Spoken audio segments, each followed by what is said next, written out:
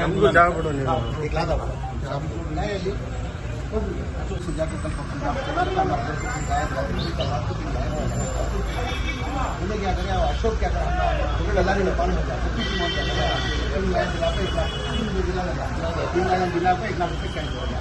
अब हमें ऑलरेडी ले लेते हैं, अब हमें क्या करें अम्मा को ये तो मेरे तक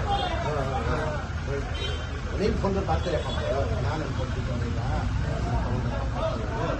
ನಮ್ಮ ಅಕ್ಕನಿಗೆ ತಂದಿದ್ದೀನಿ ತಾಯಿ ಕೊಡ್ತೀನಿ वो आज हमें उनको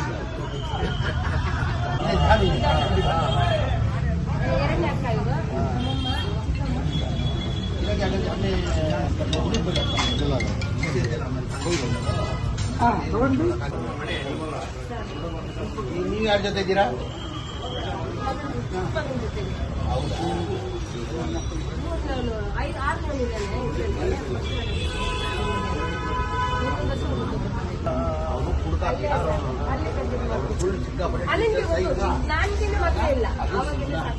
ಮಾಡಿದ್ದಾರೆ ಅವನಿಗೆ ಅರೆಸ್ಟ್ ಮಾಡಿದ್ದಾರೆ ನಿನ್ನೆ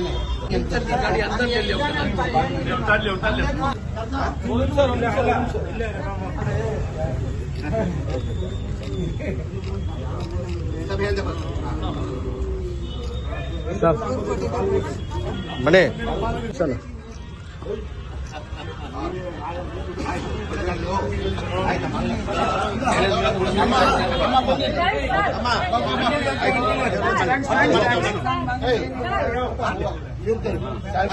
ನಾನು ಅದೇ ಪಾರ್ಟಿದಲ್ಲಿದ್ದೀನಿ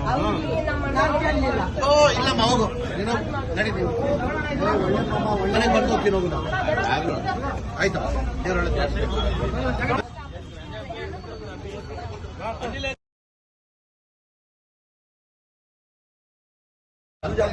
ಮೂರು ಹಸು ಕೊಡ್ತೀನಿ 3 ತಗೊಂಡು ನಾನು 1 ವಾರ ಬಿಟ್ಟು ಬರೋ ವಾರ ಬರ್ತೀನಿ ಆಯ್ತು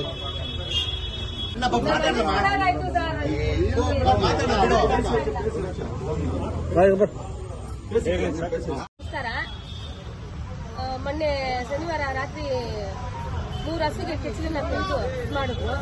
ಆಮೇಲೆ ಮಾರನೇ ದಿವಸ MLA ಇವರು ಜಮೀರಣ್ಣ ಬಂದ್ರು. ನಮ್ಮ ಜಮೀರಣ್ಣ ಬಂದು ನೋಡ್ಬಿಟ್ಟು ಅಮ್ಮ ಈ ತರ ಆಗಿದ್ರಲ್ಲಿ ನೀನ್ ಜೀವನ ಮಾಡೋದಾ ನಿಮ್ಮ ಅಣ್ಣ ಅಂತ ಹೇಳಿದ್ರು. ಹೂ ಅಂತಂದೆ. ಸರಿ ಆಯ್ತಮ್ಮ ಅದಕ್ಕೇನಿದೆ ಪರಿಹಾರ ಮಾಡ್ಕೊಡ್ತೀನಿ ಅಂತ ಹೇಳಿದ್ರು. ಮಾರನೇ ದಿವಸನೇ ಇಳಿಸ್ಬಿಟ್ರು ಹಸುಗ್ಲಂಗಿ 3 ಹಸುನ ನಮ್ಮ ಜಮೀರಣ್ಣ ತಂದು ನಿಲ್ಸಿದ್ರು. ನಮ್ಮ ಅಣ್ಣ ಬೇಡ ಅಂದ್ಬಿಟ್ಟ.